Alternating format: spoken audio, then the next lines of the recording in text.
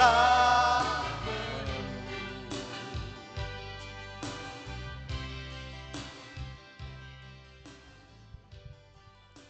Allah yang berdaulat atas seluruh bumi, karena Engkaulah yang menjadikannya, Engkau yang mengadakannya Tuhan.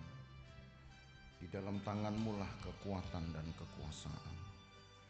Kalaupun manusia berlomba untuk mengambil alih kekuasaan, karena mereka merasa kuat, karena mereka merasa mempunyai modal, mempunyai kekuatan, mempunyai dukungan-dukungan, entah itu dukungan finansial mereka, atau bahkan mungkin dukungan-dukungan politik mereka.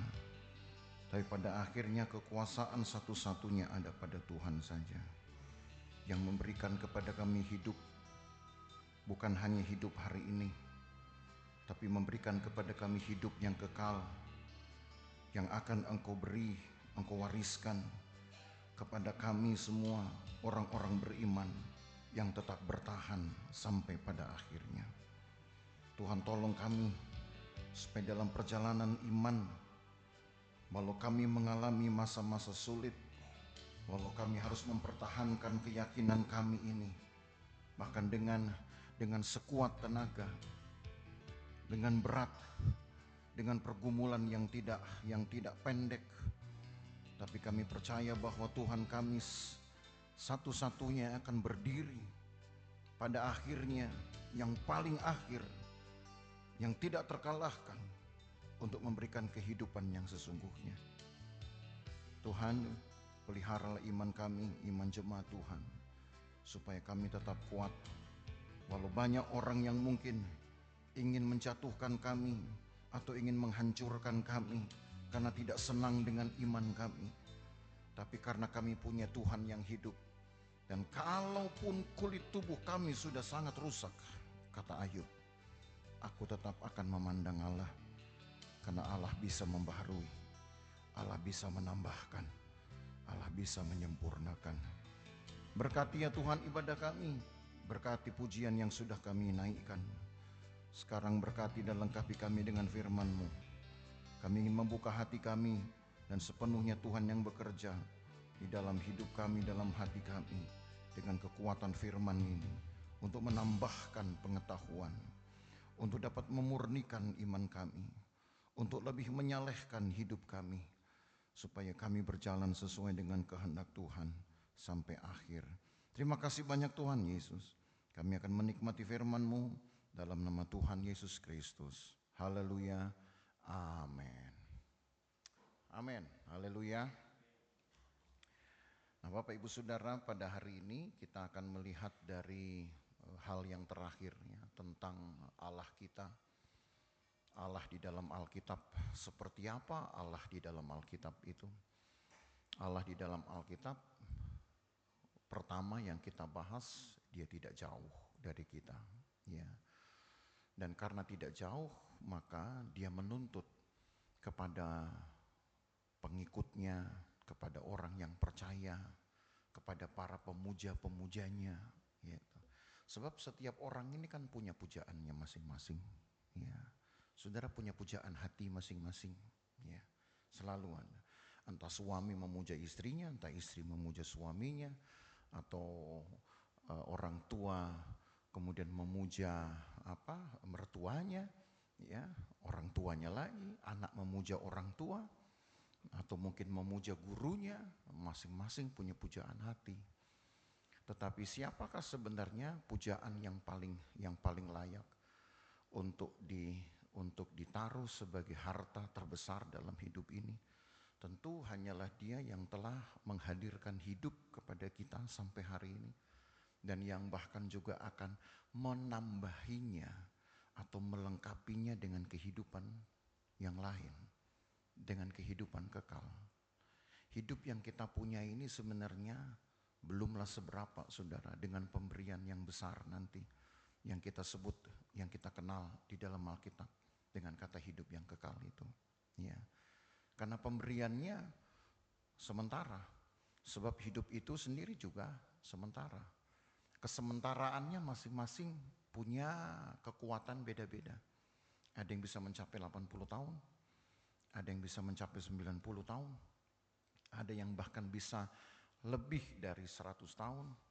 Tiap-tiap orang punya kekuatan masing-masing. Ya. Tapi apapun itu saudara, ini sebenarnya hanyalah pemberian yang pertama saja. Atau pemberian yang sementara sifatnya. Karena lawan dari sementara itu kekal. Dan karena yang kekal belum kita terima, maka yang sementara dululah kita terima. Tapi kalau di dalam kesementaraan ini, hidup kita juga bagai sebuah lagu yang sedang-sedang saja. Kan ada lagu begitu. Mau menyanyi pun yang sedang-sedang saja. Mau percaya kepada Tuhan pun sedang-sedang saja. Nggak ngotot gitu loh. Ya, nggak punya gairah gitu. Coba kalau saudara makan yang sedang-sedang saja, ya lama-lama tubuh kekurangan makan. Cari uang sedang-sedang saja, saudara mau apa uang nggak ada. Kenapa? Ya hanya sedang-sedang saja. Kalau cari Tuhan juga sedang-sedang saja, ya artinya tidak cukup, saudara. Walau yang sementara ini akan berakhir, tapi bukan berarti yang sementara ini dijalani dengan sedang-sedang saja. Karena kan itu kepercayaan, itu ujian. Yang sementara ini akan menentukan kita layak nggak untuk menerima yang sifatnya kekal tadi. Karena lawan dari sementara adalah kekekalan. Nah, kekekalan inilah yang telah Allah jamin melalui kehadirannya satu. Itu yang sudah kita bahas saudaranya. Lalu perbuatannya. Dan diteguhkan dengan perjanjiannya. Kita memang belum membahas secara urut perjanjian-perjanjian ini. Tetapi Alkitab mengenal ada 7 macam perjanjian. Sejak ditegakkannya di Eden, saudara, sampai nanti ditegakkannya oleh Yesus sendiri. Itu ada 7 perjanjian sebetulnya. Tapi 7-7 itu nanti toh kita akan lihat juga satu persatu. Seiring dengan materi-materi ini akan terus saudara dengar ya. Dari minggu ke minggu, saudara akan terus ditambahkan pengetahuannya dari tema-tema di dalam Alkitab ini. Nah, untuk apa Allah membuat perjanjian sebanyak itu? Ya karena manusia sendiri yang perlu peneguhan. Manusia itu perlu kepastian, saudara. Selalu begitu, perlu pasti. Sudah janjian pun kadang untuk memastikan perlu diingatkan. Tapi antara yang mengingatkan dengan yang diingatkan itu beda perasaan. Kalau yang mengingatkan pasti enak. Yang diingatkan pasti jengah. Gitu. Diingetin dulu sih gitu. Diingetin dulu sih gitu. Kayak gue udah pelupa aja gitu. Yang mengingatkan enak. Tapi yang menerima peringatan itu pasti udah merah kupingnya saudara. Udah sebel hatinya. Beda perasaan. Nah, Allah meneguhkan perjanjiannya itu. Satu sisi mungkin manusianya yang tidak enak. Tidak bisa menerima. Tetapi kalau tidak diingatkan, manusia ini bukan cuma lupa, tapi pura-pura lupa. Itu penyakit yang paling berat, saudara. Kalau betul-betul lupa, masih bisa disembuhkan. Percaya tidak? Tinggal kita doakan. Dalam nama Yesus, yang lupa, jadi ingat kembali. Sembuh, tapi kalau pura-pura lupa, ini yang susah disembuhkan. Ada yang pernah punya pengalaman? Ya. Sudah bisa tahu belum kira-kira bedanya? Lupa dengan pura-pura lupa. Lupa, kita doakan sembuh dia. Tapi kalau pura-pura lupa, mau ditumpang tangani saudara, berapa kali berapa orang, tetap gak akan sembuh. Karena harusnya sudah sembuh, tapi tetap pura-pura lupa. Susah ini. Jadi kenapa Allah membuat perjanjian begitu banyak? Karena manusia yang pura-pura lupa. Tapi sebegitunya respon manusia yang sebutlah ini tidak menyenangkan Tuhan. yang tidak cocok dengan hati Tuhan. Toh Allah tidak pernah memalingkan muka. Perjanjian itu diteguhkan, bahkan semakin mendekati ke perjanjian baru, saudara, itu terlihat semakin mudah saja orang percaya itu menjalani atau memenuhi kewajiban-kewajibannya. Makin mudah saja. Nah, kita akan lihat di sini. Mudahnya di mana? Mudahnya adalah ketika Yesus hadir. Karena Yesuslah yang membuat Allah itu tidak lagi terasa jauh. Di dalam Yesuslah Allah yang jauh itu bahkan sekarang sudah bukan hanya dekat, tapi sudah menjadi satu bagian dari persekutuan yang tiap-tiap hari bahkan bisa saudara didekati seperti cara kita mendekati orang lain, cara kita mendekati teman kita, cara kita mendekati orang-orang yang dekat dengan kita. Begitu dekatnya saudara, nanti saudara akan lihat ayatnya. Sampai Paulus pun berkata bahwa dia di dalam Yesus ini telah membuat dirinya itu dapat dijamah, dapat diraba. Artinya Tuhan itu gak cuma sekedar cerita, gak cuma sekedar angan-angan, tapi bahwa Tuhan itu ternyata bisa juga bercengkrama, bahkan bersama-sama dengan kita, seperti kita sedang bergandengan mungkin dengan teman-teman kita, dengan orang-orang yang dekat dengan kita saat kita bepergian. Yang bisa kita jamah, yang bisa kita rabah. Itu sampai Paulus bersaksi seperti itu. Karena dia sedang membandingkan nanti dengan Allah-Allah lain yang disembah dengan begitu antusias. Nanti kita akan baca ayat-ayat itu. Tapi saya bawa dulu saudara kepada satu pemahaman bahwa Allah yang sebenarnya memang jauh, tapi jauhnya itu tidak berarti dia ingin menjaga jarak. Ya, saya baca dulu di dalam 1 Timotius pasal 6. 1 Timotius pasal 6 ayat yang ke-15, 16, bahkan sampai 17 pun boleh. 1 Timotius pasal 6 dari ayat yang ke-15 atau dari ayat 13 lah ya, dari ayat 13 supaya saudara dapat satu tema utuhnya. 1 Timotius pasal 6 dari ayat 13. Di hadapan Allah yang memberikan hidup kepada segala sesuatu dan di hadapan Kristus Yesus yang telah mengikrarkan ikrar yang benar itu juga di muka Pontius Pilatus, kuserukan kepadamu. Jadi ini pesannya Paulus untuk diteruskan ya, kepada jemaat di Efesus melalui Timotius ini sebenarnya. Jadi bukan Timotius tok yang menerima, walaupun ini kitabnya kitab Timotius, tapi sebenarnya ini pesan untuk jemaat Efesus. Timotius menjadi perantaranya. Maka apa yang diserukan? 1.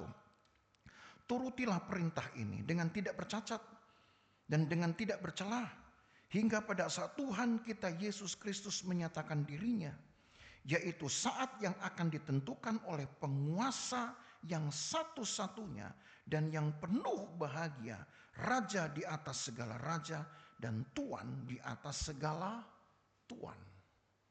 Coba itu saudara, penguasa yang penuh dengan bahagia. Ini terjemahan ini mungkin kurang pas rasanya, tapi rasanya juga tidak ada terjemahan yang lebih pas dari kata bahagia itu sendiri. Maksudnya penuh dengan segala keceriaan, kedamaian, terlepas, tidak ada lagi beban, tidak ada lagi satu perasaan yang menghantui, yang nyangkut, yang membuat kita jadi jadi berat untuk melangkahkan perjalanan iman kita. Saya ingat ketika beberapa waktu lalu saya ada di kota Semarang, saudara. Berliburlah juga dengan Bugem juga, dengan anak kami. Dia datang khusus hanya 2-3 hari lah kita di Semarang. Lalu ya cuman begitulah saudara. Hanya untuk lepas kangen, kemudian makan minum. Saya pikir makan minum harusnya di Jakarta kan bisa aja ya. Gitu. Ya cuman pengen sesuatu yang lain kali lah. Lalu foto lah kita. Nah, maunya foto bertiga, tapi nggak ada yang fotoin. Kan kalau mau selfie, kayaknya kurang dapat banyak itu backgroundnya. Minta tolonglah sama orang, fotoin, foto bertiga. Udah begitu foto, terus dia bilang, ayo bapak, ibu, sama adik, senyum yang bahagia. Gitu. Begitu difoto, kurang bahagia, saya fotoin lagi, harus bahagia. Saya pikir, sok tahu nih orang. Gitu. Emang dia tahu saya bahagia apa enggak? Gitu. Emang kalau bahagia mesti senyum gitu. Begitu dia lihat, kurang nih, kurang bahagia. Foto lagi, nggak apa-apa saya ambilin. Gitu. Entah berapa cepretan saudaranya, tapi selalu didahului dengan kata kurang bahagia. Cuman foto doang, urusan bahagia itu saudara. Apalagi ini urusan sorga. Rasanya rendah sekali kalau foto aja kita ngurusin bahagia, sorga kita nggak ngurusin bahagia. Sementara sudah ditegaskan dalam ayat ini bahwa penguasa satu-satunya itu penuh bahagia. Saya coba cari sebenarnya pengertiannya apa, karena buat saya nggak pas ayat-ayat ini. Tapi yang disebut dengan penguasa satu-satunya dan yang penuh bahagia. Artinya padanya tidak ada perasaan-perasaan yang menghantui, yang membuat kita itu jadi nyangkut gak bebas. Saudara. Kadang dalam hidup ini kan pasti ada sesuatu yang seperti nyangkut di perasaan kita, yang bikin kita gak lepas. Senang sih senang. Kalaupun ada penderitaan bisa kita tanggung. Tapi seperti ada sesuatu yang membuat kita gak lepas. Gitu. Itu kan pengalaman perasaan namanya, saudara. Saya tidak tahu apa. Gitu. Kalaupun toh ingin kerja, oke, bangun pagi tetap sehat-sehat aja. Tapi seperti ada yang berat begitu. Entah mungkin nyangkut di pikiran, kita sedang memikirkan sesuatu, kita mungkin sedang menakuti sesuatu, misalkan tentang masa depan anak kah, atau apa saja. Itu hal yang lumrah, saudara. Dalam hidup kita itu, kalaupun kita dalam keadaan yang sehat, yang siap beraktivitas, belum tentu kita itu lapang, gitu. Belum tentu kita bebas. Nah, kata bahagia di sini menunjukkan bahwa Allah yang akan memberikan kepada para pemujanya, pengikutnya, satu kebebasan sehingga orang menjalani hidupnya itu enggak ada lagi yang nyangkut di otaknya, di perasaannya. Plong aja. Enggak ada yang mengkhawatirkannya. Tidak ada yang bahkan merisaukannya. Tidak ada yang memberatkan perasaannya. Itulah kata yang penuh bahagia. Nah, penguasa ini kemudian ditulis di ayat 16. Dan kita belum selesai. Doa dialah satu-satunya yang tidak takluk kepada maut. Makanya alasannya kenapa harus bahagia. Karena maut pun ditaklukkan. Apakah maut membuat saudara tidak bahagia? Takut mati. Mati ngapain ditakutin saudara? Yang perlu ditakutin itu hidup. Karena kalau mati, saudara tinggal merem, setelah itu gak tahu apa-apa. Tapi kalau hidup, besok saudara bangun, mikir lagi. Harusnya lebih takutlah hidup daripada mati. Mungkin yang paling takuti adalah cara matinya. Enak kalau mati itu Pak. Gitu. Pas dia tidur, malam, udah besok pagi gak bangun-bangun lagi. Nah kalau yang begitu enak tuh. Ya berdoa aja. Kalau memang mau matinya begitu. Ya. Jangan mati pas saya lagi di jalan. Jangan mati pas saya lagi nyetir. Jangan mati pas lagi naik motor. Jangan mati pas lagi saya jualan. Itu gak enak. Jangan mati pas lagi masak. Ya berdoa berdoa aja. Tuhan kalau sudah waktunya bikin saya mati itu, pas saya tidur, melek sudah di sorga. Nah gitu. Enak nggak? Nah itu aja masih takut kan saudara. Ya, masih bingung nih, enak nggak ya? Perlu dicoba. Jangan sekarang. Jangan sekarang. Jangan sekarang juga. Nanti saya kesepian ditinggal saudara semua. Tapi artinya saudara, bahwa yang disebut dengan penguasa yang penuh bahagia ini, karena dia tidak takluk kepada maut, maka harusnya hal yang paling manusia takutkan yaitu maut tidak lagi menjadi barang yang menakutkan. Jadi alasan kita untuk bahagia itu ada pada akhirnya. Lalu apa lagi? Bersemayam dalam terang yang tak terhampiri. Seorang pun tak pernah melihat dia. Dan memang manusia tidak dapat melihat dia. Baginya lah hormat dan kuasa yang kekal. Amin. Dia yang tidak takluk kepada maut, atau saya balik ya, saya ganti. Dia yang menaklukkan maut. Jadi kematian tidak akan menyentuh kehidupan kekal. Saudara terima hidup kekal, Alkitab bilang saudara nggak akan mati-mati lagi.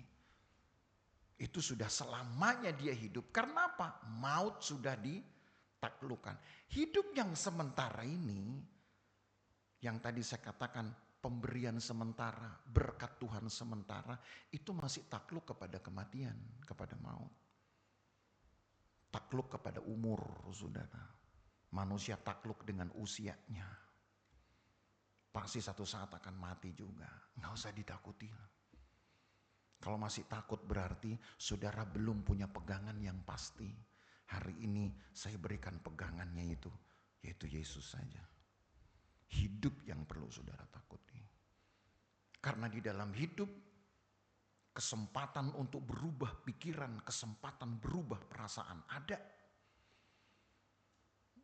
Tapi kalau sudah mati, tidak ada lagi yang dilakukan. Dia langsung akan bertemu dengan Tuhannya. Jadi buat saya, saudara, yang perlu kita takuti bukan kematian, tapi kehidupan itu sendiri. Jauh lebih ganas kehidupan itu. Karena kita nggak tahu besok itu apa yang terjadi. Kalau mati, saudara kan nggak mikir besok lagi. Udah selesai detik itu juga. Kecuali mungkin tadi saya katakan cara matinya yang masih kita takuti. Jadi Bapak Ibu Saudara, nggak usah takut mati. Takutilah hidup. Sebab kalau hidup yang dijalani tidak dapat dituai oleh Tuhan, itulah yang paling kita takutkan. Mau kemana hidup ini? Coba. Kalau Tuhan tidak bisa menuai hidup kita. Kematian pun terasa seperti bukan akhir dari segalanya. Kenapa ya? Karena tidak dituai Tuhan. Berarti kematian bukan akhir. Jangan-jangan masih penuh dengan perjalanan. Apa perjalanannya? Gentayangan kali. Karena nggak tahu tempatnya di mana. Sementara dunia kematian hanya mengenal dua tempat. Surga dan neraka. Dan kalau nggak bisa surga, nggak ada tempat yang lain, saudara. Saudara nggak mau neraka. Tapi surga nggak diterima, mau kemana coba? Mau tetap tinggal di Losuvan? Losuvan nggak terima orang mati. Saudara, yang terima orang mati itu Pondok Rangon, tuh terima tuh orang mati itu. Apa lagi itu? Menteng Pulau. Orang Losuvan nggak terima orang mati. Kehidupan hanya diterima setelah kematian, surga atau neraka. Saya nggak mau masuk neraka, iya. Tapi surga nggak diterima, mau kemana kita? Itu loh pertanyaannya. Pertanyaan serius itu. Maka supaya hidup jadi pasti. Pasti dong itu. Bahwa setelah hidup ini berakhir, saya harus terima satu pemberian yang juga paling akhir. Bukan sementara. Apa itu pemberian paling akhir? Hidup kekal. Gitu cara kita berpikir Bapak Ibu Saudara. Maka ketika kemudian Paulus menjelaskan ayat ini, menjadi teranglah kemudian bagi Timotius. Karena ayat lanjutnya, ayat 17. Karena itu peringatkanlah kepada orang-orang kaya di dunia ini, agar mereka jangan tinggi hati dan jangan berharap pada sesuatu yang tak tentu seperti kekayaan, melainkan pada Allah yang dalam kekayaannya memberikan kepada kita segala sesuatu untuk dinikmati. Jadi kalau ada orang yang kaya tapi nggak berasa nikmat, berarti bukan duitnya yang kurang, bukan hatinya yang kurang, tapi persekutuan dengan Tuhannya yang kurang. Sementara ada orang yang nggak kaya, tapi perbuatannya bisa digolongkan seperti orang kaya. Kayak nggak pernah ada habisnya uang orang ini, tapi nggak punya apa-apa. Saya kenal satu anak Tuhan, tidak punya apa-apa. Rumah pun masih kontrakan. Yang dia punya kendaraan pun hanya motor saja. Tapi dia bisa kasih makan banyak orang. Banyak orang bisa dapat terima berkat dari dia. Tapi dia nggak mau mikir apa-apa, nggak punya apa-apa. Jangankan bilang mikir, memang nggak punya apa-apa. Satu kali saya tanya, ibu nggak mikir nanti untuk masa depan? Masa depan saya kan sudah sekarang. Kalau mau bilang masa depan untuk anak-anak saya, udah biarin anak-anak saya sudah kerja, masing-masing sudah punya kehidupannya, sudah punya keluarga, sudah punya pekerjaan, udah baik hidup mereka. Dan saya sekarang jalani sisa waktu saya saja. Saya anggap bahwa sama seperti saya mendidik anak saya, mungkin juga Tuhan ingin selama saya hidup, saya bisa melayani banyak orang seperti saya mendidik anak saya. Udah gak apa-apa. Habis kalau saya tumpuk-tumpuk uang, yang nikmati siapa? Anak-anak saya sudah gak mau, Pak. Mereka udah sibuk dengan kerjaannya sendiri. Mereka udah punya duitnya sendiri. Daripada nanti saya numpuk-numpuk duit, yang nikmati orang lain juga. Yang nikmati jangan-jangan orang yang usil sama saya, mending saya kasih semua. Saya kasih aja semua. Untuk apa? Gak punya apa-apa. Tapi dia bisa memberkati banyak orang. Ini kan berarti bukan kaya, tetapi bisa melakukan hal seperti orang kaya. Sementara ada orang kaya, susah sekali keluarnya, saudara. Mau berkorban aja butuh tanda tangan 7 orang di rumahnya untuk pengesahan. Kalau nggak ada 7 tanda tangan, nggak bisa keluar nih duit. Bilang aja namanya Kopet bin Kikir bin Medit gitu. Ya, ada juga yang begitu. Tapi ya hidup-hidup aja gitu. Hidup, cuman saya nggak ngerti yang dia rasa seperti apa begitu ya. Yang paling tidak menyenangkan kalau ketemu orang, saudara, maunya ditraktir, maunya makan itu, tapi bukan dia yang bayar. Itu yang paling susah itu. Orang seperti ini perlu kita doakan. Mudah-mudahan di sini nggak ada ya. Jadi apa aja mau gitu. Tapi ujung-ujungnya nggak mau bayar. Maunya nunggu dibayarin. Aduh gitu. Ya nggak apa-apa sih gitu. Kayaknya kalau punya temen yang begini cukup 1 saudara ya. Jangan 2. Tapi itu kan tandanya bahwa menjalani hidup yang sementara aja kan gak gampang saudara. Karena banyak yang kita pikirkan, banyak yang menakuti kita, sehingga mau berkorban aja masih rasa takut. Gak bahagia jadi hidup itu. Jadi kalau kita tahu bahwa Allah itu jauh, iya. Tapi di dalam titik terjauhnya, Allah tetap berikan kebahagiaan itu. Ada orang yang dekat, yang mungkin buat kita nyaman, aman. Kenapa? Oh, karena dia bisa melindungi saya. Paling tidak kalau ada orang jahat, dia bisa tolong saya, lindungi saya. Tapi belum tentu dia bisa menjamin hidup saudara. Dia hanya bisa menghalau musuh-musuh kita. Itu pun buat saya nggak bahagia hidup seperti itu. Hanya hidup sedikit lebih tenang aja karena saya udah punya ini. Orang yang saya jadiin bemper hidup saya nih. Jadi kalau ada yang mau celakain saya, dia duluan ini. Gua kabur, misalkan begitu. Tetap hidup saudara kan gak bahagia juga. Hanya saudara mikir, masih ada waktu untuk menyelamatkan diri. Siapa yang betul-betul memberi kebahagiaan? Ya betul kata Paulus. Satu-satunya yang bisa memberikan itu hanyalah dia yang bersemayam dalam terang yang tidak terhampiri. Kita renungkan sejenak ini, saudara. Mengapa dia harus bersemayam dalam terang yang tidak terhampiri? Kan itu ayatnya. Kalau manusia gampang cari Tuhan, nggak pakai usaha, nggak pakai effort, saudara tahu jadinya apa? Orang itu bisa jadi nggak hormat, nggak ada sopan-sopannya, bahkan menggantungkan hidup nanti kepada Tuhan itu, seolah dia sendiri tidak mau melakukan banyak hal. Tuhan, apa Tuhan tolong nih. Tuhan tolong kasih makan saya. Tuhan tolong dong sediain saya makan. Kan engkau juga bisa kasih makan bangsa Israel. Tiba-tiba dari langit turunlah seperti embun makanan. Tuhan saya pengen begitu tiap pagi. Begitu buka pintu saya pengen dong ada roti di situ. Nah gitu. Itu mana itu roti saudara. Roti sorga namanya. Lalu saudara berdoa.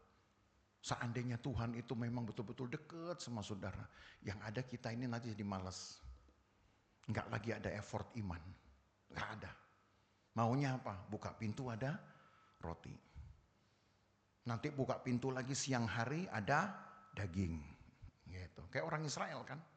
Sore, siang menjelang sore mereka akan diberi makan daging burung puyuh. Daging burung puyuh loh saudara. Pagi mana, siang menjelang sore burung puyuh. Itu makanan mereka 40 hari. Enak gak? Nah saudara bilang, enak ya. Kalau saya hidup seperti cara Tuhan memelihara bangsa Israel. Saya gak perlu kerja. Begitu buka pintu, ada makanan. Besok lagi buka pintu, Indomie. Buka pintu, sayur asem. Buka pintu, pokoknya gak pernah absen saudara. Begitu nyalain gas, tetap nyala. Walaupun gas digoyang kosong, tapi begitu nyala kompornya, ada apinya. Saudara gak ibadah nanti. Gak cari Tuhan saudara, yakin saya. Kenapa? Semua beres. Gitu. Tapi kalau kurang kan baru saudara datang pada Tuhan. Tuhan, ini api udah mulai kecil nih, gak bisa nyala lagi nih. Datang kita sama Tuhan. Tapi kalau apimu nyala terus, percaya sama saya, gereja ini kosong nanti.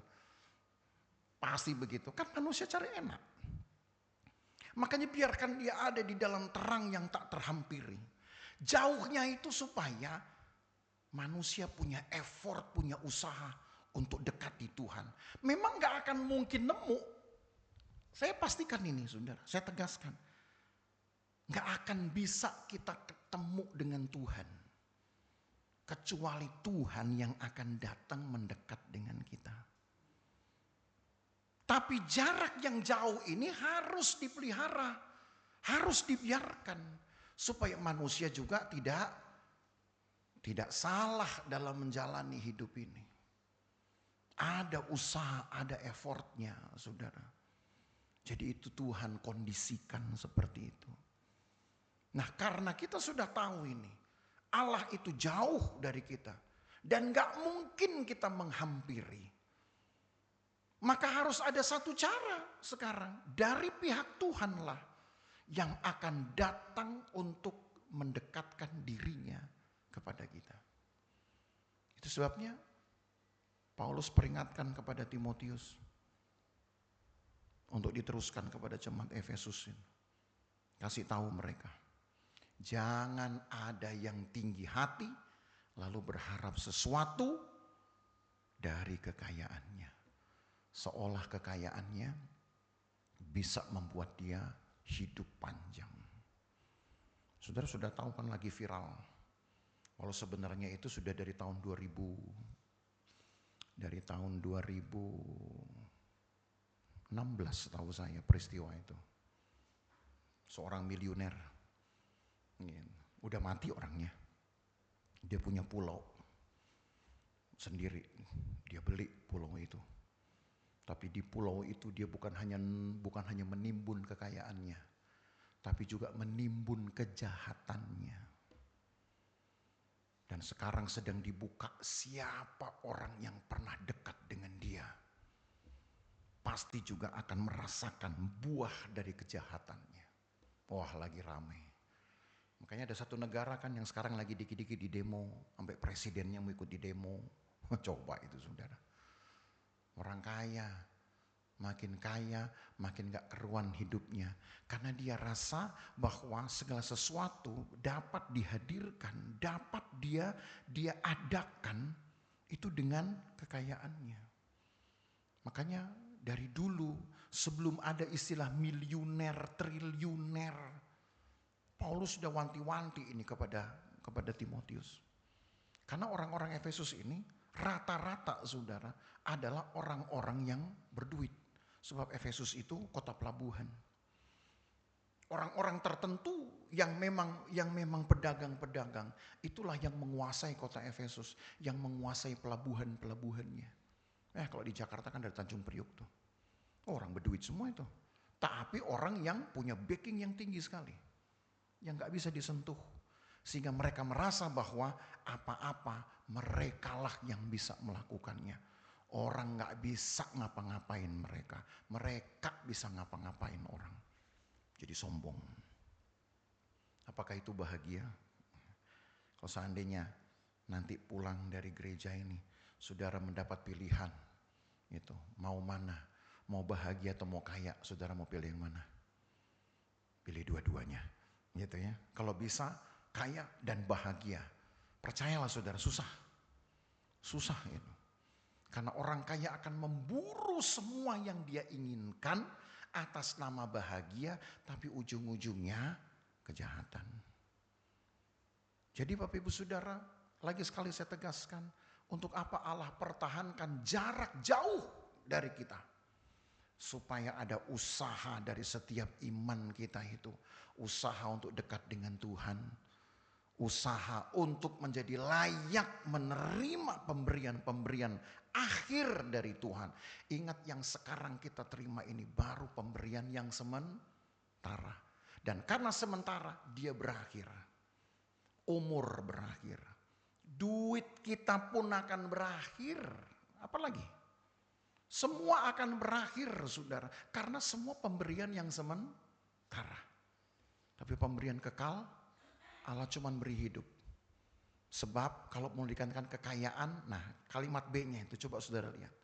Karena pada Allah ada kekayaan yang memberikan kita segala sesuatu untuk dinikmati. Tuh. Jadi rupanya ada orang yang cari kaya tapi gak bisa menikmati. Karena nafsunya terus ingin berbuat sesuatu, ingin memenuhkan sesuatu, makanya jadi kejahatan. Orang kaya belum tentu bisa menikmati kekayaannya karena nafsunya akan lebih tinggi, saudara. Menjadi lebih murah karena kekayaan itu. Murah, dijual murah nafsunya. Karena apa-apa ada. Kalau yang gak punya apa-apa kan nafsu jadi mahal kan saudara. Mau makan boro-boro saudara ya. Mau beli makan. Kita paling cari kalau bisa ada gak yang lagi masak. Supaya kita deketin. Ya gitu aja udah. Kayaknya udah makan gitu. Ya. Cuman cium bau. Aduh udah makan gitu. Begitu mahalnya loh itu saudara. Satu nafsu itu. Kenapa? Karena gak ada yang bisa dibeli. Tapi begitu ada kekayaan. Nafsu jadi murah. Karena gak pengen pun jadi pengen. Kenapa? Ada duit. Nafsu jadi murah, saudara. Dan kita murahkan hidup kita hanya karena itu. Jadi jangan berkata orang kaya sudah pasti akan menikmati hidupnya. Belum tentu. Tapi orang yang dekat dengan Tuhan, kekayaan Tuhan akan membuat hidup kita menjadi nikmat. Nah gitu. Nanti kita bahas ini lagi, saudara ya. Kalau saya bahas ini lagi makan waktu. Nah hal yang kedua. Karena Allah itu yang ada di tempat yang tidak terhampiri. Harus menjaga kondisi itu supaya manusia punya usaha untuk memperkuat iman dan persekutuannya. Maka untuk waktu-waktu tertentu, ingat ya, hanya untuk waktu-waktu tertentu Dia yang akan datang mendekat kepada kita. Tidak tiap waktu. Pernah di dalam Alkitab pun diceritakan pada waktu yang dahulu. Allah ini juga telah berbuat sesuatu yang luar biasa. Dia mendekat dengan orang-orang percaya melalui kehadiran Yesus. Tapi Yesus pun hanya diberi waktu. Yesus tidak ada pada kita sekarang. Betul kan? Yesus pernah menjadi bagian di dalam sejarah umat Tuhan. Di waktunya, di waktu yang lalu. Pada kita tidak ada. Tapi bukan berarti kita nggak bisa mengalami Yesus. Kita bisa mengalami dengan cara yang lain. Yang jelas kehadiran Tuhan itu masih bisa dinikmati oleh orang percaya sampai pada zaman ini. Tapi kalau kita lihat bagaimana cara Allah di dalam kemahakuasaannya mendekatkan dirinya kepada orang-orang benar dalam satu bentuk yang bisa dilihat, dijamah. Itu menunjukkan bahwa Allah itu peduli dan memberikan apa yang manusia inginkan, tidak tanggung-tanggung.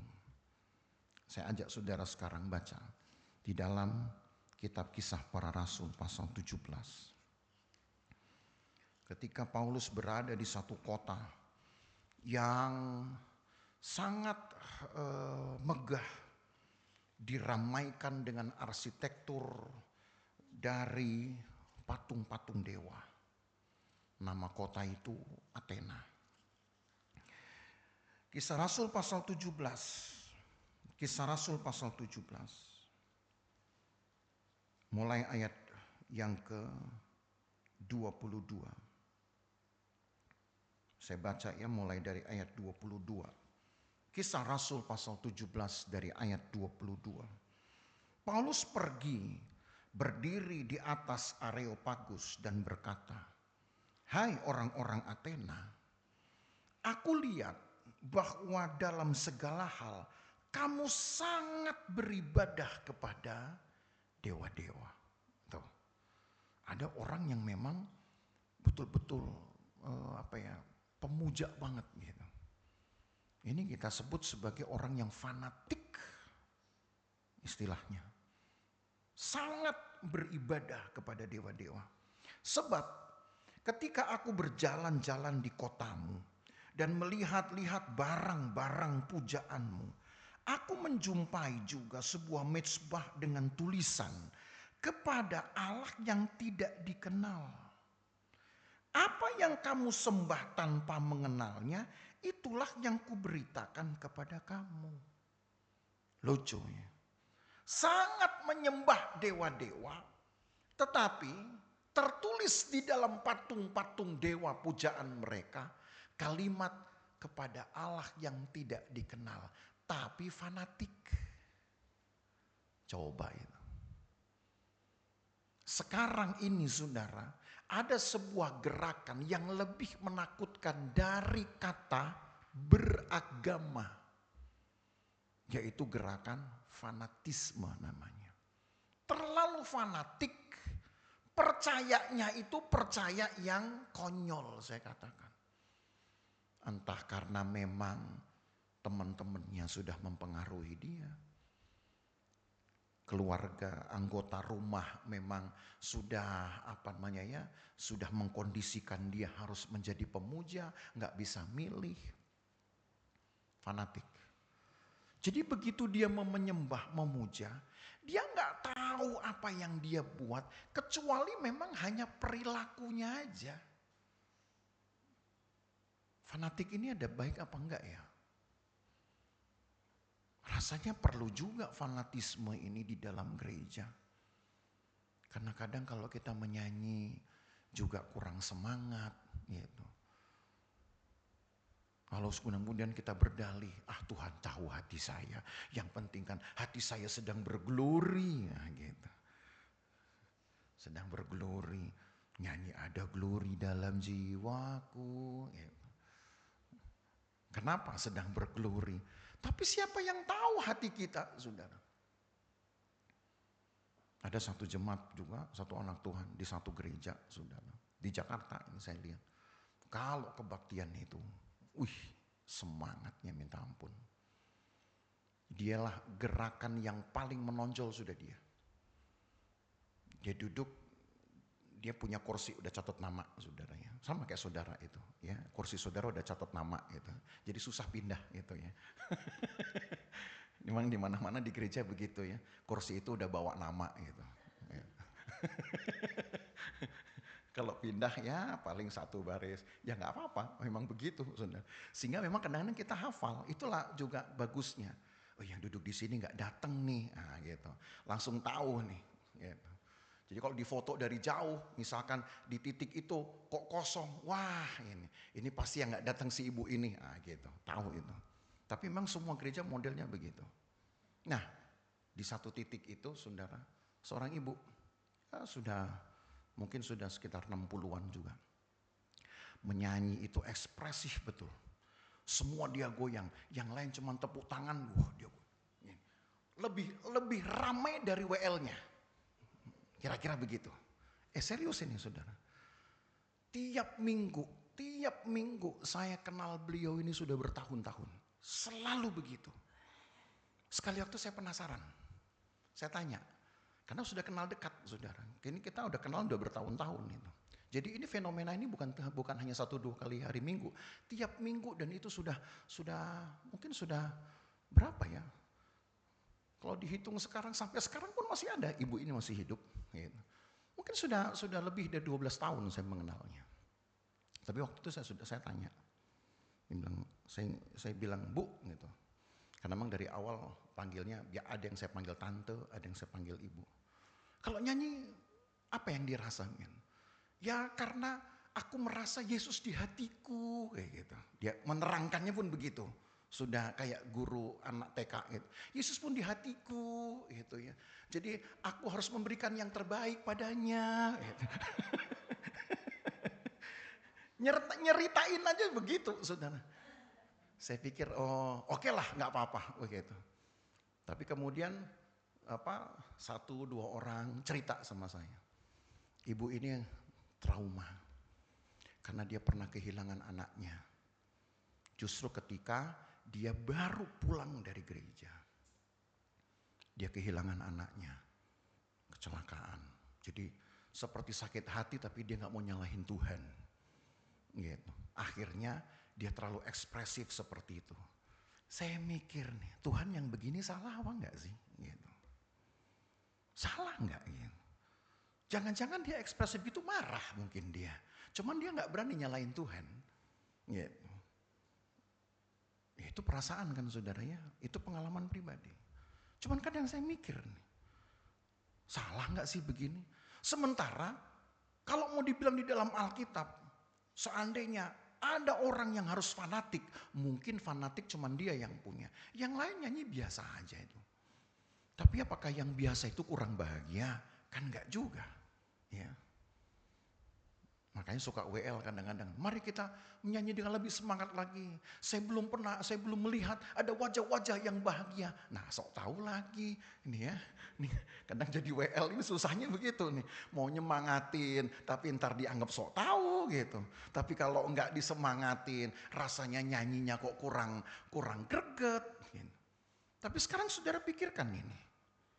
Paulus bilang, ada satu orang bahkan satu kota yang menyembah kepada dewa-dewa itu sangat fanatik walaupun mereka nggak kenal siapa Allah mereka. Saya kadang mikir ayat ini kok bisa begini? Saudara kenal Allah saudara nggak sih? Kenal? Bisa ceritakan ke orang? Kalau orang tanya siapa Allahmu? Oh Allah saya itu, dia yang jauh di sorga sana. Tapi kalau saya panggil dia, dia ada dekat, bahkan masuk ke dalam hati saya. Oh ya, gimana caranya? Mau tahu? Gue bawa lo ke pendeta gue, gitu aja. Gue susah ngomong nih, gue bawa lo ke pendeta gue. Ntar pendeta gue ngejelasin. Gak apa-apa saudara. Tapi yang penting saudara sudah bisa membahasakan 1-2 kalimat untuk menjelaskan Tuhan kita itu siapa. Tapi orang-orang Athena tidak bisa menjelaskan dewa itu kayak apa. Paling mereka hanya membayangkan dewa itu ya sebatas patungnya. Nah saudara bayangkan kalau tiba-tiba yang bikin patung salah, hidungnya mancung misalkan. Lalu orang Athena bilang, waduh ternyata dewa gue ini, Allah gue mancung nih dia di sana. Masih untung, kalau pesek gimana saudara? Kan gitu. Kalau misalkan dia pas lagi bikin tiba-tiba salah itu lubang hidungnya jadi 3, kan kita jadi mikir masa ya Allahnya seaneh ini. Tapi fanatik. Bagaimana kita saudara menyembah Tuhan sekarang? Perlu nggak fanatisme? Perlu kalau soal semangat untuk menunjukkan keseriusan, untuk menunjukkan kekuatan kita beribadah.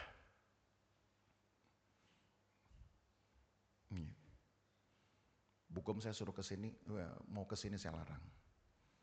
Saya mau ibadah nih, tapi berdiri aja oleng. Jangan.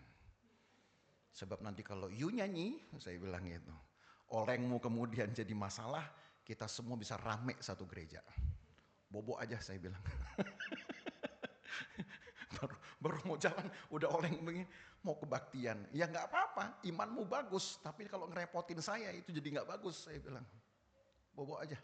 Dengar khotbah saya nanti di YouTube, saya bilang gitu. Semangat kan saudara. Tapi kalau semangat itu hanya kita miliki 1 kali dalam hari Minggu. Sementara kita masih punya 50 hari Minggu dalam 1 tahun. Kira-kira bisa gak disebut fanatik? Maka kita belajar dari orang-orang Athena ini. Dalam hal apa? Fanatisme. Kita punya Allah jelas. Jauh iya, tapi dekat. Sedekat apa? Nah kita belum terus ayatnya. Coba kita lanjut. Tadi baru sampai ayat yang ke-23. Ayat 24. Allah yang telah menjadikan bumi dan segala isinya. Ia yang adalah Tuhan atas langit dan bumi. Tidak diam dalam kuil-kuil buatan tangan manusia. Paulus sedang bandingkan dengan Allahnya ini ya. Dengan Allah kita. Dan juga tidak dilayani oleh tangan manusia.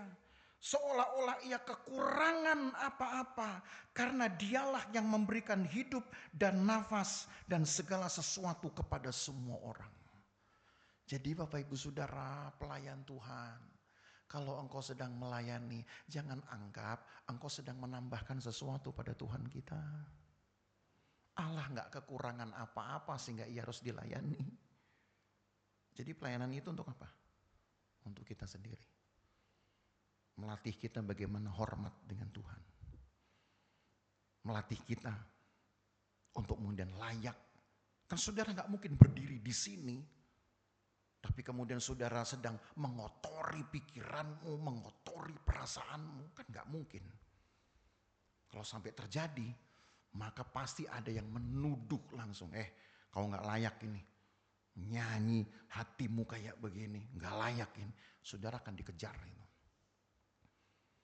Yang saudara beri di mimbar ini, pelayan-pelayan Tuhan. Tempat main musik, termasuk juga multimedia. Jangan saudara pikir engkau sedang menambahkan sesuatu kepada Tuhan. Ayat ini. Dia tidak kekurangan apa-apa sehingga ia perlu dilayani. Tapi pelayanan itu untuk kita. Supaya kita tahu disiplin menjadi seorang pengikut Tuhan. Bahkan kalau perlu yang fanatik tadi. Ada disiplinnya. Nah itu yang gak dimiliki oleh orang Athena. Mereka cuma punya semangat, fanatisme saja, antusiasme. Paulus sekarang bedakan dengan Allah yang dia percayai. yang juga Allah yang kita percayai, saudara.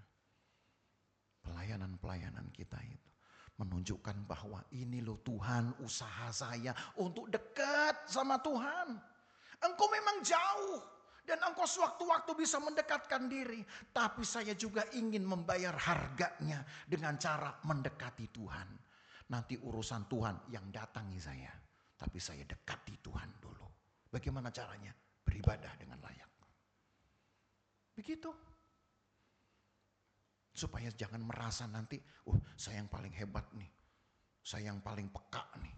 Gitu. Bahkan bisa dengar suara fals sampai di ujung gang. Wah, ini fals nih. Gitu. Saking udah sensitif banget misalkan. Ada yang nyanyinya, tepuk tangannya nggak seirama. Saya dengar dari depan gang ini. Ini pasti tepuk tangannya ada yang balapan. Ini. Saking udah biasa dengar suara tepuk tangan. Allah nggak perlu ditambahin. Tuhan bilang, pelayanan itu biar kau disiplin, biar kau seirama, biar jemaat Tuhan kompak, tahu apa artinya memberi hidup itu dengan satu bahasa, satu hati. Gitu. Setuju saudara?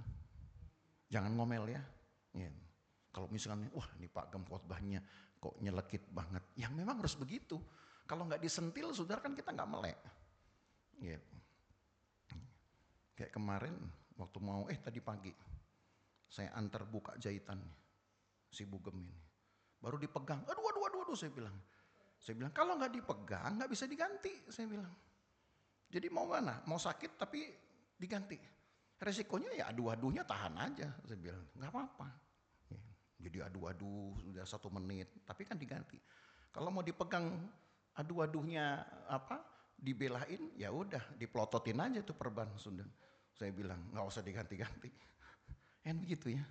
Kadang kan kita ini nggak mau sakit gitu. Tapi nggak ada yang Allah kerjakan. Kalau saudara sakit hati, jangan saudara lawan, jangan saudara menghindar. Itu justru sedang Allah bersihkan di sana. Sedang Allah bersihkan saudara. Sakit hati misalkan. Kenapa? Perasaan nggak rela. Gitu. Kenapa? Masih ada yang nyangkut. Nah itu tadi. Yang bikin gak bahagia. Tuhan bersihkan. Memang sakit tapi biarin aja. Sakitnya cuma sebentar. Daripada didiemin, dipelototin. Itu sakitnya gak akan diobati saudara. Betul tidak? Jadi jangan marah ya. Kan emang khotbahnya begini. Mau gimana lagi? Kan ini Tuhan yang dekat. Emang Tuhan dekat gak bayar harga dia? Bayar. Nah kita perlu lihat nanti ya, tapi saya selesaikan dulu. Ayat tadi kita sampai di ayat yang ke-25.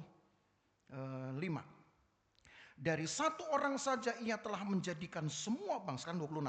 Dari satu orang saja ia telah menjadikan semua bangsa dan umat manusia untuk mendiami seluruh muka bumi ini. Dan ia telah menentukan musim-musim bagi mereka dan batas-batas kediaman mereka. Tuh. Allah tahu apa yang perlu bagi hidup saudara. Makanya kenapa ada musim. Dikasih musim-musim itu supaya kita bisa menikmati semuanya, tetapi tidak sekaligus, tetapi bergantian. Jadi puji Tuhan kan saudara, Allah berkati saudara dengan musim. Ada musim kemarau, ada musim hujan. Musim kemarau susah air, musim hujan kebanyakan air, kan gitu. Airnya masuk Pak ke dalam rumah. Susahnya begitu. Ya kalau kemarau juga airnya nggak masuk ke dalam rumah, kan gitu ya.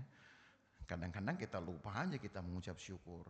Yang penting kita masih kuat untuk mengerjakannya sambil mengucap syukur. Selebihnya Allah nanti akan pulihkan.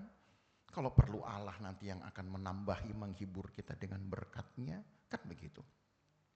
Jadi musim itu menunjukkan berkat Tuhan itu gak pernah berhenti. Tapi dia gak mau kasih saudara sekaligus. Dia kasih saudara ganti-gantian. Enak kan punya Tuhan begitu saudara. Ntar kalau dikasih sekaligus, takutnya kita yang gak pintar ngatur. Itu maunya makan semua. Gak bisa diatur. Justru dengan musim Allah pastikan bahwa berkatnya berkesinambungan. saudara nggak akan pernah ditinggalkan dalam keadaan lapar. Kapanpun saudara, dalam masa-masa yang menyenangkan atau tidak, namanya musim itu pasti akan ada bagiannya sendiri, akan ada pengalamannya sendiri, akan ada keuntungannya sendiri. Itu dia. Maka ayat terakhir ayat 27, supaya mereka mencari dia dan mudah-mudahan menjamah dan menemukan dia, walau tidak jauh, walau ia tidak jauh dari kita masing-masing. Tuh. Allah nggak jauh kan? Tapi tadi disebut dia bersemayam dalam terang yang tak terhampiri. Betul. Tapi kan saya bilang, kadang ada waktu tertentu yang kita nggak pernah tahu. Dia hadir, saudara, dekat dengan hidupmu. Dia hadir ketika saudara mungkin hanya melantunkan 1-2 kalimat doa. Datang dia dari tempat yang tidak terhampiri. Tapi tetap saja Allah menuntut effort kita. Berdoa juga jangan nyantai. Mentang-mentang oh Allah datang dalam doa kita. Pakai lagu, dia hanya sejauh doa. Lalu doa saudara setengah bobo. Mana nih katanya dia hanya sejauh doa. Iya kalau doanya sambil bobo berarti doamu sejauh bobo. Bukan sejauh doa. Jadi sikapkan saudara. Ada effortnya. Maka kenapa pelayan-pelayan tadi saya katakan harus tetap memberikan dengan semangat, dengan antusias. Karena pelayanan buat kita. Doa, pelayanan saudara kan itu. Bukan buat Tuhan. Memang Allah perlu didoakan. Ku sembah engkau, ku agungkan engkau. Itu gak nambahin apa-apa. Tanpa kata-kata penyembahan dari umat Tuhan, Allah tetap agung dan mulia di tempatnya sana. Gak kekurangan dia saudara, kemuliaan. Walaupun mungkin mulut semua anak Tuhan mengunci, terkunci. Gak ada kata-kata pujaan. Percayalah Allah di sorga gak akan kekurangan kemuliaan dia. Doa saudara, pelayanan saudara lagi sekali tidak menambahkan apa-apa pada Tuhan. Karena dia sudah sempurna, lengkap pada dia. Tapi semua yang saudara buat atas nama pelayanan, itu buat kita sendiri. Supaya saudara disiplin, saudara hormat. Gimana sih cara ngomong dengan pembesar? Kan gak mungkin saudara kita pakai bahasa pasar. Begitulah caranya Allah melatih kita. Satu waktu dia biarkan dia ada jauh dari saudara. Supaya saudara belajar cari dia. Tertib dengan cari itu. Tahu apa yang mesti kita atur. Semangat diatur. Waktu diatur. Bahasa diatur. Ekspresi diatur. Tapi urusan hadirat Tuhan. Itu hanya belas kasihan Tuhan saja saudara. Kalau saudara bisa rasa hadirat Tuhan. Bukan karena doamu. Bukan karena pujianmu. Bukan karena pelayananmu. Karena Allah yang memandang engkau layak untuk menerima kehadirannya. Itu. Jadi Bapak Ibu Saudara, dari sini kita belajar Tuhan kita. Dia jauh, tapi dia mengawasi. Dia jauh, tapi dia akan melihat. Dia jauh untuk menilai. Kalau sampai ada yang belum cocok, pasti dia akan kasih peringatan. Dari mana peringatan? Kayak tadi kan, kepada Timotius. Peringatkan orang-orang kaya. Nah ada Timotius yang kasih peringatan ke jemaat Efesus. Maka kalau di dalam effort kita masih ada yang kurang betul, kurang antusias, kurang fanatis. Maka izinkanlah saudara, lewat mimbar inilah saudara kemudian mendapatkan peringatannya. Karena saya juga mendengar ini juga diperingatkan. Bukan berarti saya ngomong ini saya sudah jago saudara. Saya bicara ini kan juga telinga saya ikut mendengar. Otomatis saya juga sambil memperhatikan apa yang masih harus saya sempurnakan. Karena kita sama-sama manusia. Hanya karena pengetahuan ini Tuhan berikan kepada saya lebih dulu. Saya berikan kepada saudara. Tapi kita sama-sama belajar. Jadi pelayanan bukan untuk Tuhan. Pelayanan untuk siapa? Kita sendiri. Jadi jangan nanti melo saudara, jangan nanti saudara baper. Gitu.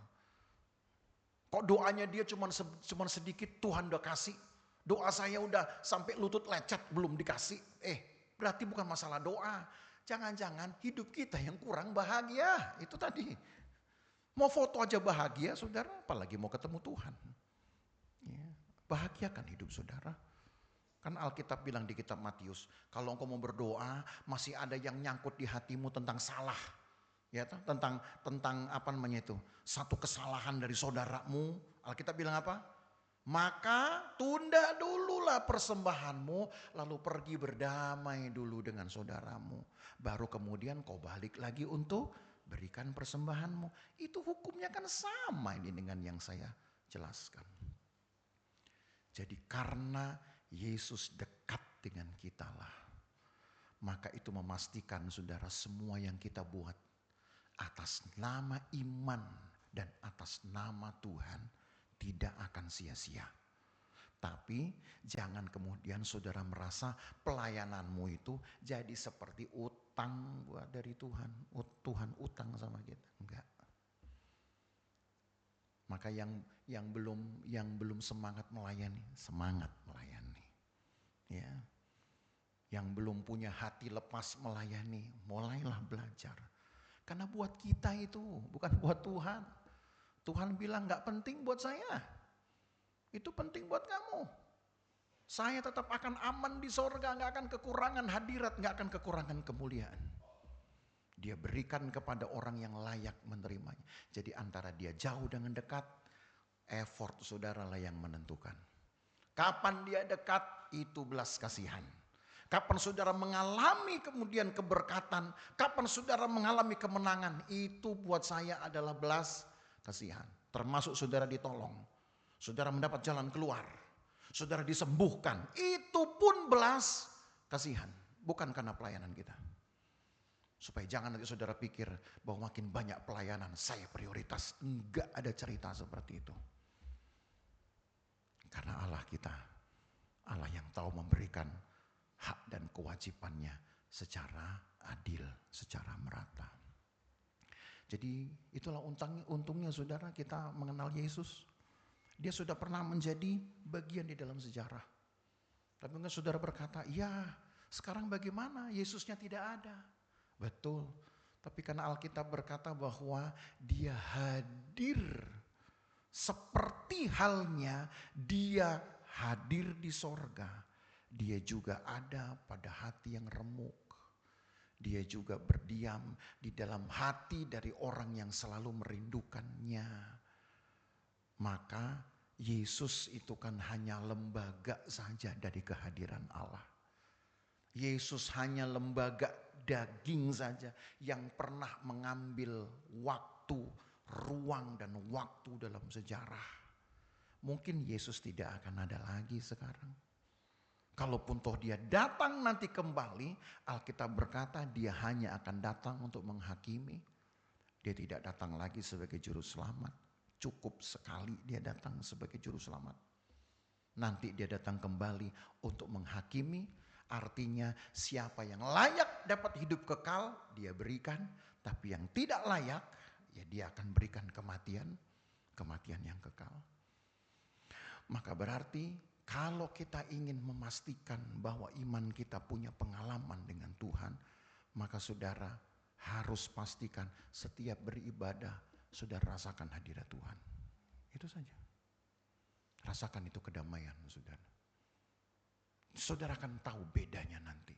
Antara beribadah itu hanya dengan sekedar merasa enak mengalir, apalagi ya, merasa nyaman karena pemain musiknya jago misalkan begitu.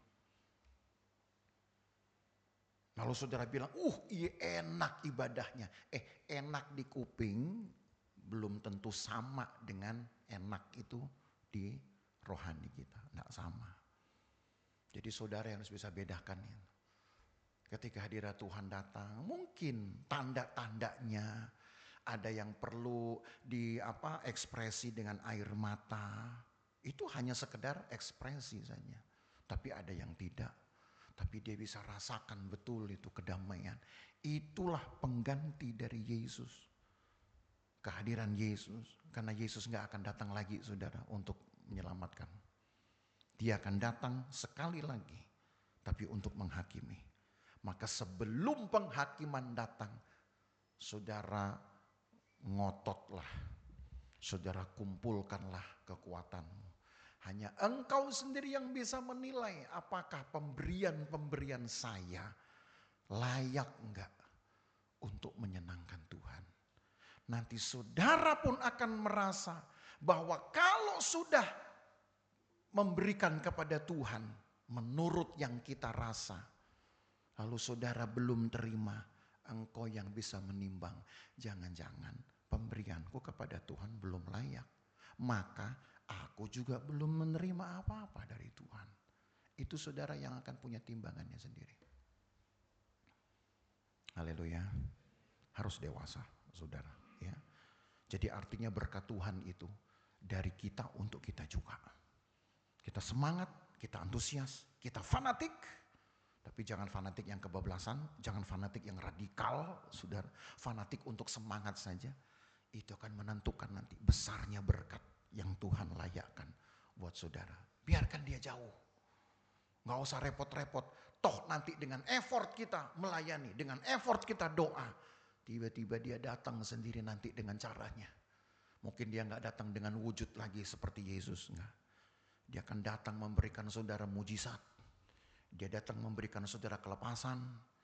Dia datang lewat satu orang misalkan. Ada yang menolong saudara lewat satu orang. Banyak cara Tuhan bisa pakai untuk mengganti kehadiran Yesus yang sudah menjadi sejarah. Jadi jangan cari Yesus lagi, saudara. Kenapa? Dia sudah pernah jadi sejarah. Yesus sekarang sudah di sorga. Kan ada ayatnya dia akan datang memang. Tapi nanti jangan suruh datang sekarang. Kalau datang lebih cepat, saudara, dunia ini dihakimi. Nah, belum tentu kita layak. Jadi buat saya, bagus Tuhan masih di sorga. Bagus Yesus belum datang. Supaya hidup kita dipulihkan dulu. Supaya hidup kita benar dulu. Nanti kalau Yesus datang, kemudian datang penghakiman, kita akan dapat bagian yang baik. Yang gak baik biar orang lain aja. Yang gak baik biar orang yang gak serius. Saudara yang serius, kiranya menerima bagian yang terbaik dari Tuhan. Tuhan kita yang memberkati kita. Mari kita berdiri. Kita nyanyi satu pujian persembahannya. Apa? Hidup ini adalah penyembahan. Bisanya. Pujian dan syukurku.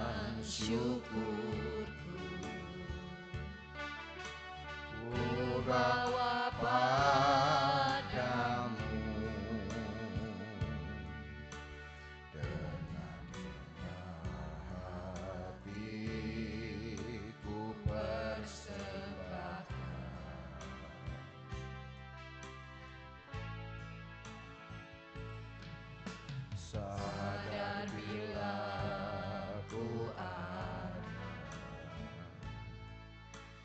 hanya karena anugerah, bukan karena perbuatanku. Ku tahu hidupku akan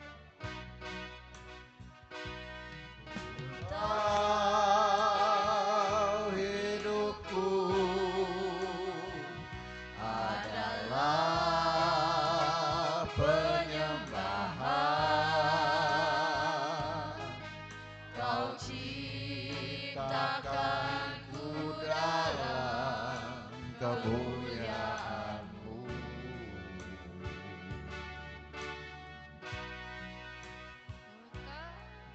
tahu hidupku berharga di matamu, segenap hidupku persembahkan. Lagi refnya, ku tahu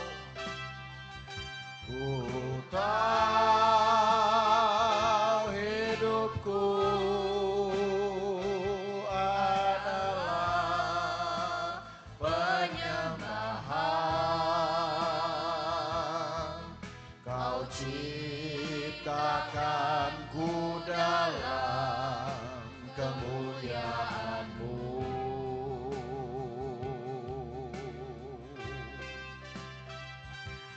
Ku tahu hidupku berharga di matamu, segenap hidupku persembahkan. Dari awal pujian dan syukur, pujian dan syukurku ku bawa padamu dengan rendah hati ku persembahkan.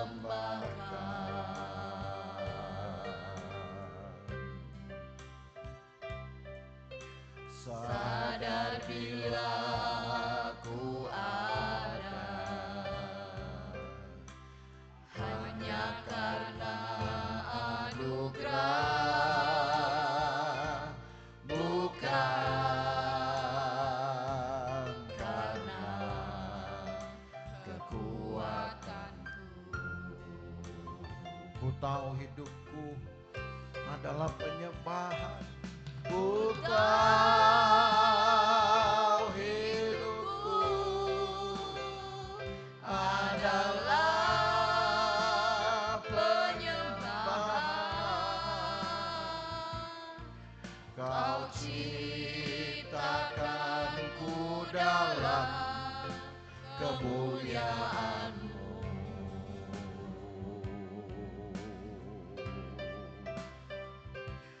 Ku tahu hidupku berharga di matamu,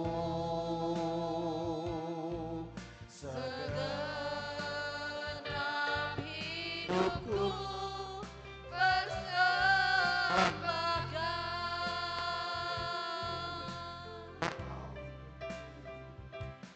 Ku tahu hidupku adalah penyembahan. Kau ciptakanku dalam kemuliaan-Mu.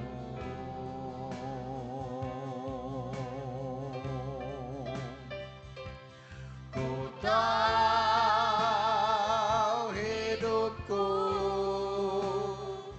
berharga di matamu, segenap hidupku persembahkan.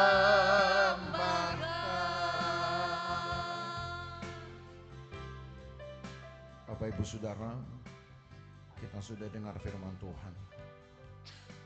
Sama seperti kepada Timotius, Paulus katakan, peringatkanlah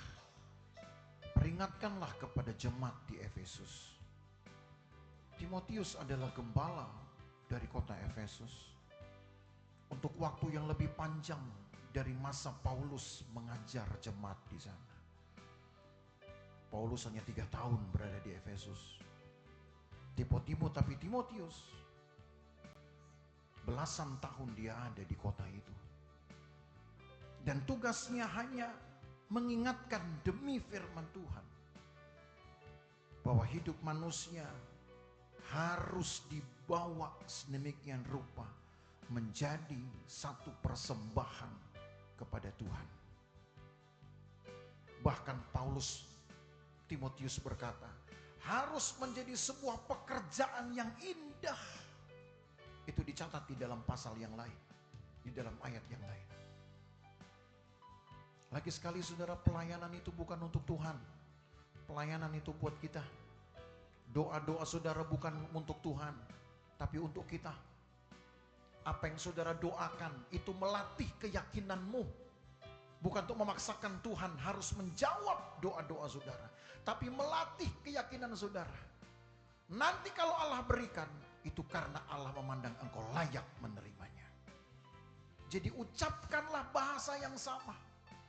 Kalau engkau belum mendapatkan apa-apa dan engkau masih membutuhkannya, tetap ucapkan dalam bahasa yang sama, permintaan yang sama. Jangan pernah bosan. Karena Allah sedang melatih konsistensi hati saudara untuk tetap percaya. Belas kasihannya lah saja yang akan menjawabnya, yang akan mengabulkan doa-doa kita. Begitu juga pelayananmu. Engkau bersaksi kepada orang lain. Mungkin kata-katamu hanya dipandang sebelah mata atau didengar sebelah telinga, nggak dianggap, nggak apa-apa. Ketemu orang itu besok, ucapkan lagi hal yang sama. Tugas kita hanya melakukannya untuk melatih kebiasaan kita, saudara. Berkata-kata yang baik, berkata-kata yang sopan. Selebihnya Allah yang akan melakukannya dengan belas kasihan. Biar Allah yang tangkap jiwa yang saudara sudah saksikan itu. Bukan kesaksian kita, jiwa-jiwa datang. Kesaksian kita hanya memperkenalkan Tuhan. Tapi Allah yang akan menangkap jiwa itu untuk dipetik dituainya bagi dia sendiri. Maka saudara, lakukanlah tanpa pernah mengenal lelah. Tanpa pernah menghitung sudah berapa banyak yang saya dapat. Bukan itu pelayanan. Tapi usaha kita untuk menemui Tuhan. Walau memang Tuhan tidak bisa ditemui, kecuali dia ingin ditemui.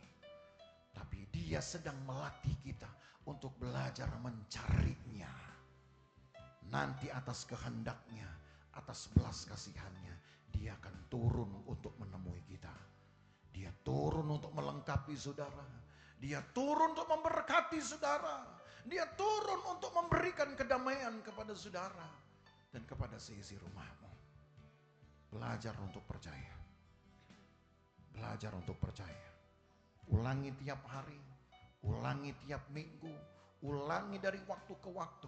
Jangan pernah bosan. Karena bukan untuk Tuhan itu saudara lakukan, tapi untuk engkau sendiri. Nanti Allah yang akan melihat kelayakanmu. Ku tahu hidupku adalah penyembahan.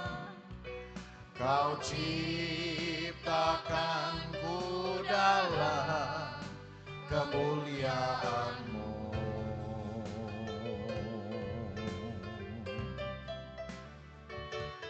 Ku tahu hidupku berharga di mata-Mu. Segenap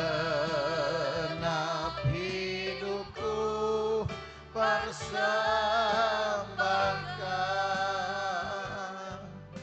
Inilah hidup kami. Inilah hati kami Tuhan.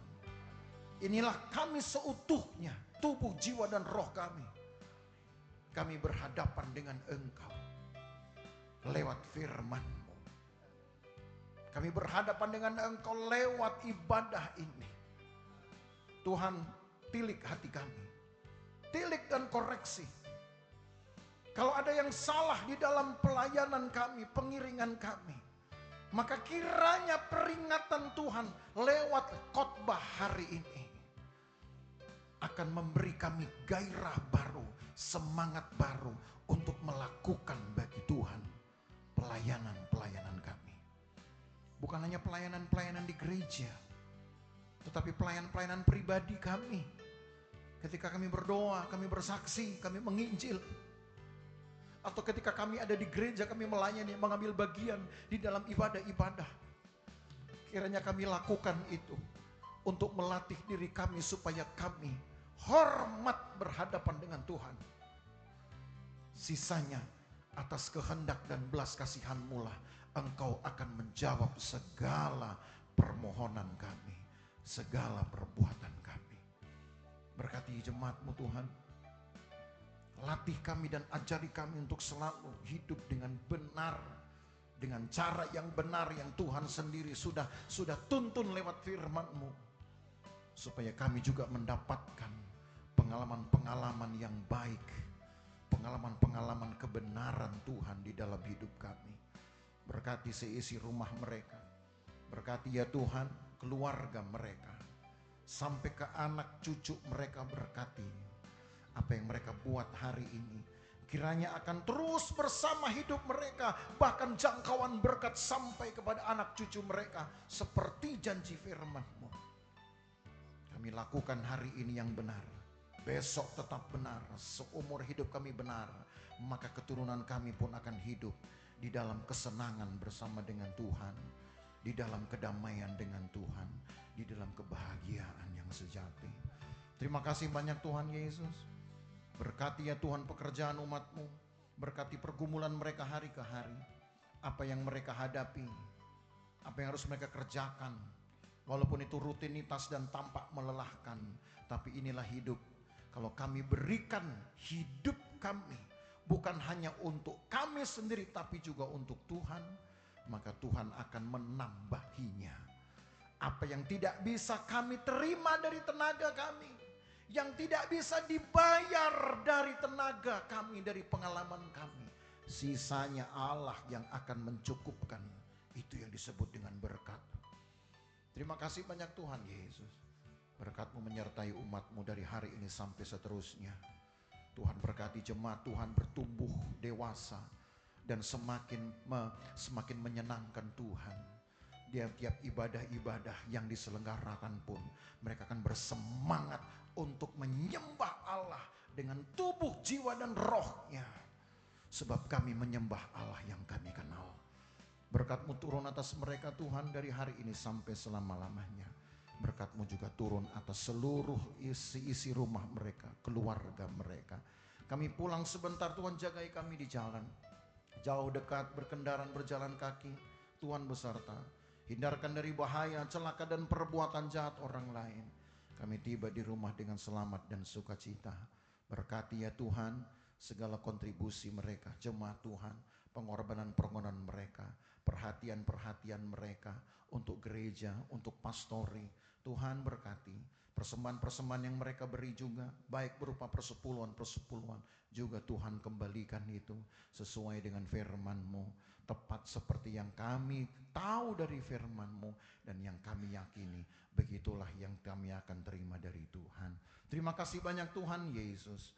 Maka sekarang Bapak Ibu Saudara, pulang dengan bawa berkat dari Allah Bapa, kasih sayang dalam persekutuan dengan anaknya Yesus Kristus, dan penyertaan Roh Kudus memelihara kita dari hari ini sampai selama-lamanya.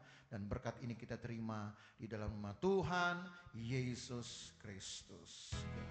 Segala kemuliaan hanya bagi Tuhan. Segala hormat pujian hanya bagi Tuhan. Kuasa dan kemuliaan